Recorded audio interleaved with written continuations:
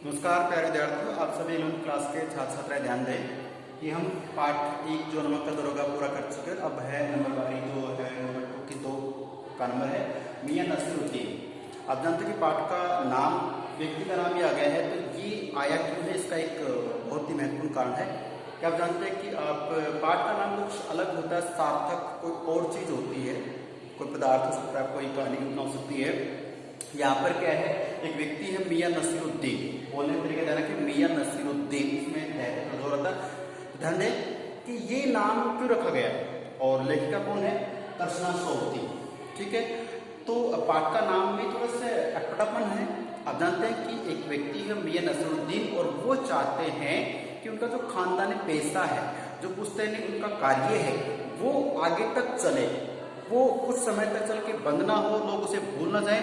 अपने पुश्तैनी कार्य को चिरस्थायी बनाने के लिए उन्होंने एक विशिष्ट प्रकार का मतलब यहाँ पे देखिए वो क्या है, रोटियां बनाने का कार्य करते हैं। ये उनका एक पुश्तैनी कार्य है और विशिष्ट प्रकार की करीब बहुत यानी 50 प्रकार की रोटियां बनाने को उनको एक्सपीरियंस है, फटाफट बनाने का तरीका है, अलग अलग डिजाइन की रोटियां बनाते हैं और ये कहें कि विभिन्न प्रकार की रोटियां और स्वादिष्ट रोटियां बनाते हैं। तो वो उनके पुश्तैनी कार्य, आप जानते हैं कि प्रत्येक व्यक्ति का पुश्तैनी कार्य था। पहले लोहार को लोहे का काम करने को होता, सुनार को सोने का काम करने को होता था। ठीक है, लेकिन आज क्या है कि लगभग सभी व्यक्ति अपने टैलेंट के हिसाब से, अपने रुचि के हिसाब से कार्य विकल्प चुन लेते हैं। तो ये व्यक्ति जो मियां नसीरुद्दीन चाहते हैं कि हमारा जो पुश्तैनी कार्य है वो आगे तक चले, उसके लिए इन्होंने क्या है कि वहाँ पे एक पत्रकार महोदय आता है। पत्रकार महोदय क्या करते हैं, इनसे रूबरू होते हैं, बातचीत करते हैं। तो इन्होंने पूरा खाका खींचा, इसे शब्द चित्र कहेंगे। प्रश्न आ सकता है कि मियां नसीरुद्दीन क्या है, कहानी है, उपन्यास नहीं, ये शब्द चित्र है। एक पत्रकार है जिन्होंने मियां नसीरुद्दीन का इंटरव्यू लिया है, बहुत सारी बातें पूछे, उन्होंने जो पूछा वो ही यहाँ पे लिखा गया है। तो ये सारी बातें रचने वाले संकलित करने कौन है, तरसना सोबती। तरसना सोबती की बात करने के लिए आज हम आज अपने परिचय पढ़ेंगे। तो मैंने इसके बाद थोड़ा डिस्कस कर दिया है, थोड़ा और पढ़ेंगे। तो अब बात करते हैं किसकी, तरसना सोबती की। देखिए इनका जो जन्म है वो 18 फरवरी सन 1925 को हुआ है और उस समय देश आजाद मतलब नहीं था। तो आप सीधी बात है कि पूरा हिंदुस्तान एक था। उसके बाद एक मृत्यु आप जानते हैं अलग मैटर आ गया। बात करें किसकी, कि जो इनका जन्म 1925 को गया है गुजरात के पश्चिमी पंजाब का जो क्षेत्र है, हालांकि वर्तमान में कहाँ चला गया है, वर्तमान में पाकिस्तान में चला गया है। ठीक है, वहां इनका जन्म हुआ 1925 को। चलिए बात करेंगे कि इनकी रचनाएं कौन कौन सी। रचना की बात करें तो देखिए आप जानते हैं कि रचनाएं बहुत बड़ी बड़ी एग्जाम्स में आती हैं।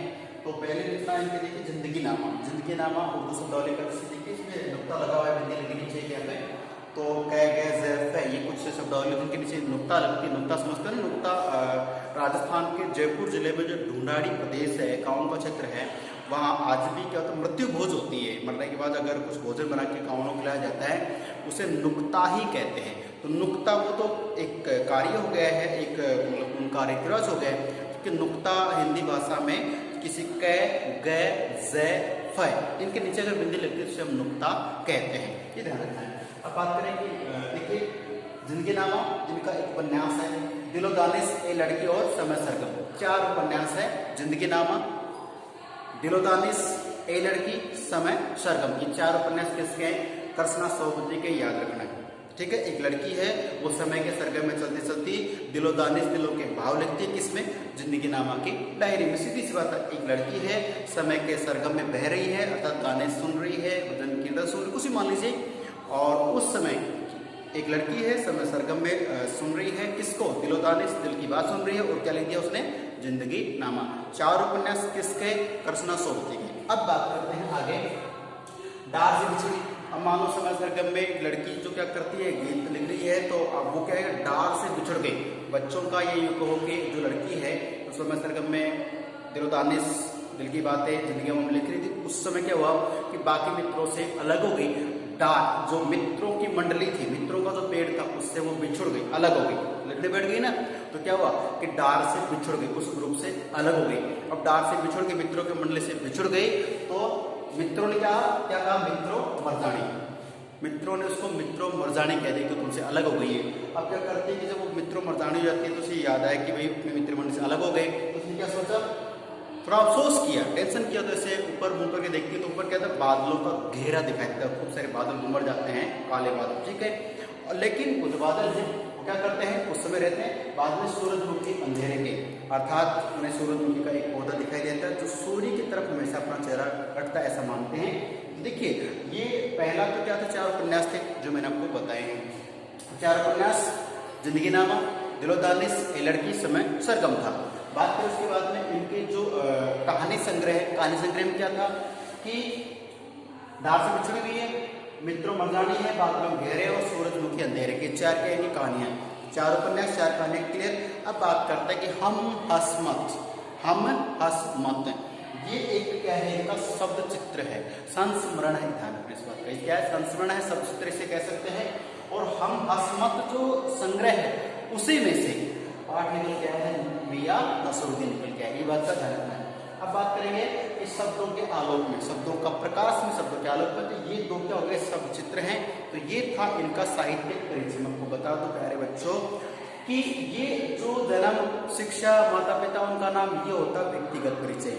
तो ये व्यक्तिगत परिचय तो आप याद कर भी लेते हैं, लेकिन जब तक साहित्यिक परिचय हम अगर नहीं लिखते हैं तो 12वीं बोर्ड में और 11वीं क्लास में 4 नंबर का एक प्रश्न आता है जिसमें एक कवि परिचय या लेखक परिचय पूछते हैं। तो अगर हम उसमें ये लिखते हैं तो ये तो व्यक्तिगत परिचय हो गया, ये साहित्यिक परिचय लिखना जरूरी होता है, नहीं तो मार्क्स नहीं मिलते हैं।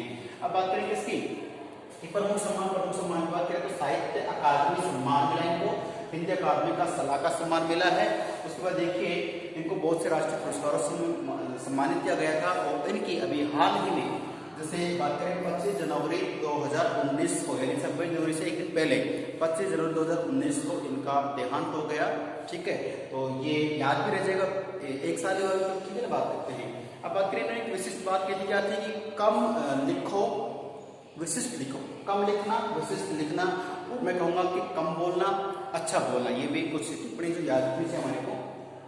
बात करें पाठ में क्या हो सकता है, तो मियां नसरुद्दीन नाम का जो व्यक्ति है उसका स्वभाव देखिए, ये जो हम हंसमत नामक संग्रह से लिया गया है, और इस पाठ में उसका व्यक्तित्व है, उसकी रुचियां, उनका जो स्वभाव है उसका वर्णन किया गया है। एक पत्रकार आते हैं, वो मियां नसरुद्दीन से कौन कौन सी बातें करते हैं, पूछते कितने प्रकार की रोटी बनाई जाती हैं, और उन रोटियों का है वो टेस्ट कैसा है, स्वाद कैसा है, उसके बारे में इसमें पढ़ने जा रहे हैं। तो प्यारे छात्र छात्राओं, ये जो कृष्णा सोबती है, इनका जो मियां नसरुद्दीन नाम का हमारा पाठ है, ये इंपॉर्टेंट है, कहानी बहुत इंटरेस्टिंग है, विभिन्न। अब जब हम पाठ पढ़ेंगे देखना कि इसमें जैसे रुमाली रोटी, रुमाली समझते जो हम हैंकी रखते हैं, ठीक है, रुमाली से हम कहते हैं, उसे रुमाली भी कहते हैं कुछ लोग, रुमाली रोटी।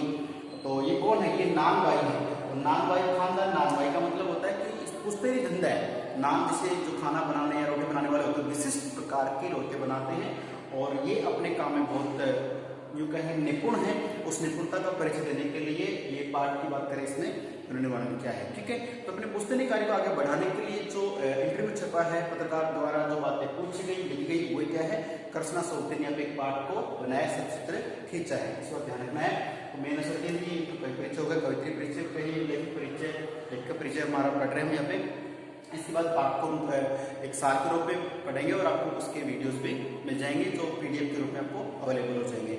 लेकिन आपको बता दूं कि अगले महीने आपके टेस्ट शुरू हो रहे हैं, तो उन टेस्टों के लिए आपके जो पद्य में पढ़ा है उसको भी याद कर लेना, और गद्य में दूसरा पार्ट चल रहा है, थोड़ा सा पहले पार्ट तक याद कर लेना। ठीक है, इसमें से ऑब्जेक्टिव टाइप क्वेश्चन आएंगे, उसको ठीक से याद करना है। कवि परिचय में से भी आएंगे और पाठ में से भी आ सकते हैं। फिर मिलते हैं अगले वीडियो में, तब तक के लिए नमस्कार, जय हिंद, जय भारत।